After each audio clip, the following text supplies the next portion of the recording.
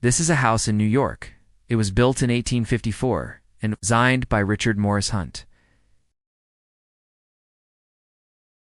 That's because he designed it 50 years later. These two houses represent two different periods in New York's architectural history. So let's talk about them.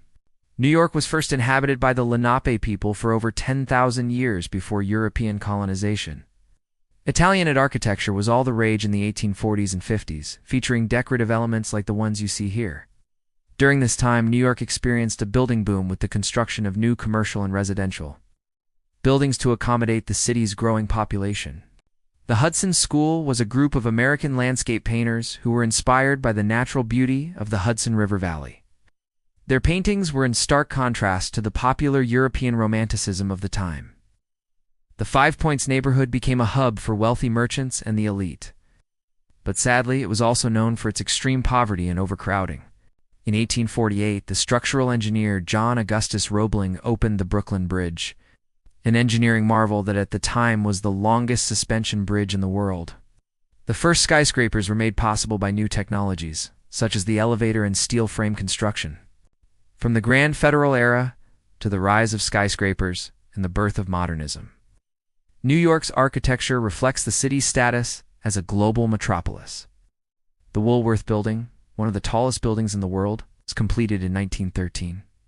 Its soaring spire and intricate facade detail epitomized the Gilded Age excess. These early skyscrapers were primarily made of brick and brown stone, such as the Manhattan Life Insurance Building, which was clad in white terracotta. When the Dutch arrived in the 1620s, they built a small settlement that would become New Amsterdam. Many of these buildings still stand today, such as Federal Hall, now home to the National Museum of the American Indian. Art Deco was all the rage in the 1920s and 30s, with its bold geometric patterns and luxurious materials. The Chrysler Building, completed in 1930, is one of the last great Art Deco skyscrapers and remains one of the most iconic buildings in New York.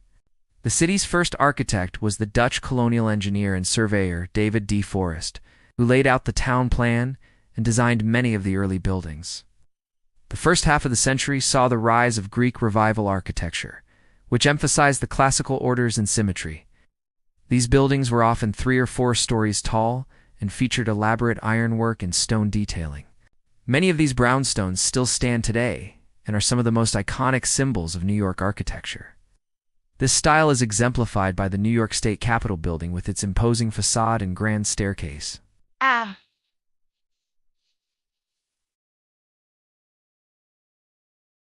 Federal style was popular in the late 18th century and early 19th century.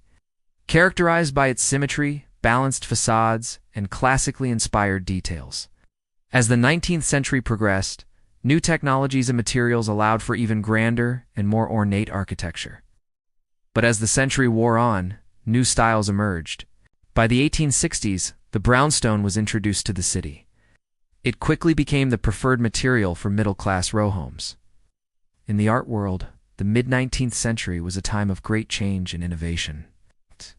Meanwhile, across the pond, European architects were busy developing new theories and ideas about how buildings should be constructed. By the 1870s, New York's skyline had begun to shift from brownstones to skyscrapers. By the turn of the century, New York's architecture was truly a reflection of its status as a world-class city. But as the 20th century progressed, new styles and movements emerged. So there you have it, a whirlwind tour through some of the most important periods in New York's architectural history. And hey, if you want to learn more about some of the greatest architects ever, check out our video about them. Thanks for watching and see you next time.